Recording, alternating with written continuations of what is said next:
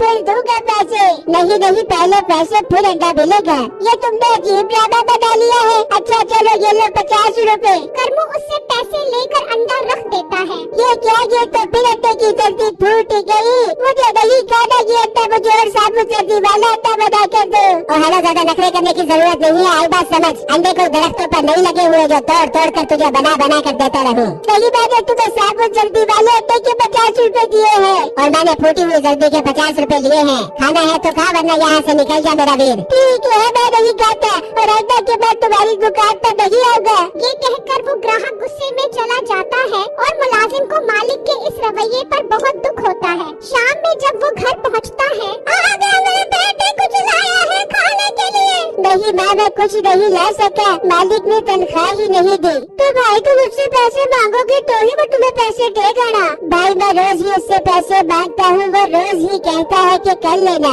भाई तुम एक काम करो, कल उससे पैसे मांगना। अगर वो पैसे न दे तो कहना कि अब मैं काम नहीं करूँगा जब तक आप मुझे पैसे नहीं दे देते। तुम देखना वो डर जाएगा, तुम्हें फौरन पैसे दे देगा। हाँ भाई, मेरे अलावा तो उसके पास काम करने वाला कोई नहीं है, मैं ऐसा ही करूँगा। वहाँ मीठा शाम में अपने होटल के लिए अंडे थोक के हिसाब से लेने पहुँच जाता है। बेटे आओ, इस बार पूरे 5 दिन बाद अंडे लेने आए हो।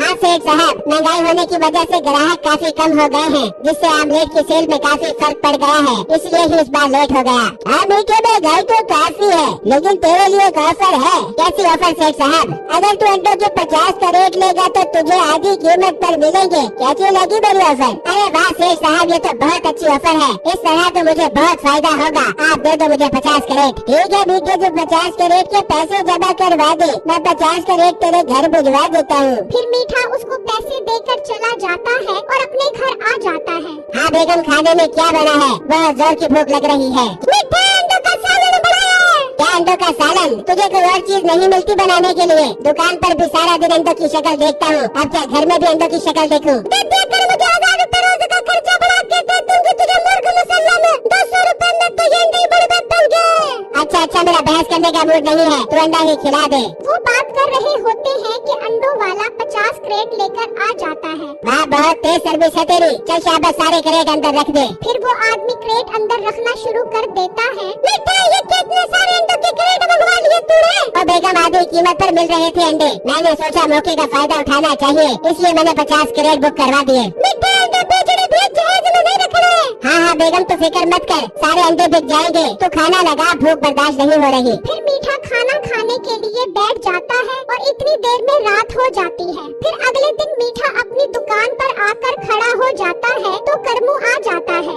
मालिक, मैंने आपसे बहुत जरूरी बात करनी है। हाँ बोल, क्या बात है? मालिक, मुझे आज मेरी तनख्वाह दे दो, घर में खाने पीने के लिए कुछ भी नहीं है। मुझे पैसों की बहुत जरूरत है। और तुझे पैसों के अलावा और कोई काम नहीं है? जब देखो पैसा पैसा, काम पर ध्यान दे। इतनी मेहनत करके पैसा खुद चल कर तेरे पास आए। मालिक, मुझे आज हर सूरत पैसे चाहिए, वरना मैं काम पर नहीं आऊँगा। ठीक है ना, काम पर मुझे बंदों की कमी नहीं है, तो मेरा भी छुट्टी कर, अब मुझे तेरी कोई जरूरत नहीं है। कर्मू ये सुनकर बहुत उदास हो जाता है। और हाँ, घर जा वहाँ से 5 क्रेट अंडों की उठा ला, फिर जो मेरी तरफ से फारक है। कर्मू उदास होकर वहाँ से निकलता है और मीठे के घर आ जाता है। मालकिन, मुझे मीठे भाई ने भेजा है अंडों के क्रेट लेने के लिए। अंदर पड़े, जाके उठा ले।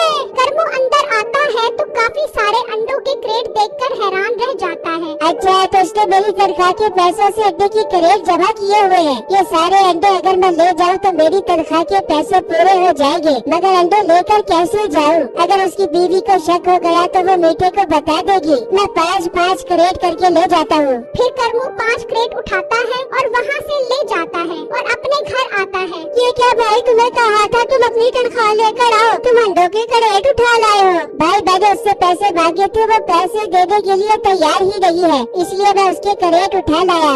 मगर 5 क्रेट से तुम्हारे पैसे कैसे पूरे होंगे? भाई, अभी 45 क्रेट और पड़े हैं, वो भी किसी तरीके से उठाने हैं, तुम मेरा साथ दो ना। फिर वो दोनों प्लान करते हैं और बिट्टू आमिर बाबा बनकर नसीबों के घर आ जाता है। तो पापा, मैं आमिर बाबा हूँ, तुम्हारे घर के सारे हालात जानता हूँ। तुम बहुत परेशान हो बच्चा, घर में तुम्हारे खाने के लिए अंडों के अलावा और कुछ नहीं है। पापा जी, तुम तो बहुत पहुँचे हो। पापा जी, मेरे पास बहुत सारे पैसे कहाँ से आते हैं, जरा मुझे तो बता दो। बिट्टू नसीबों को बातों में लगा लगाता है और उसका भाई अंदर से 10 क्रेट उठा लेता है और वहाँ से चला जाता है। ठीक है पापा जी, मैं ऐसे कर बिट्टू की आप कल दोबारा आना मेरे पास। फिर बिट्टू वहाँ से चला जाता है और अपने घर आ जाता है। हाँ भाई, तुम 4 कैरेट उठा लाए वहाँ से।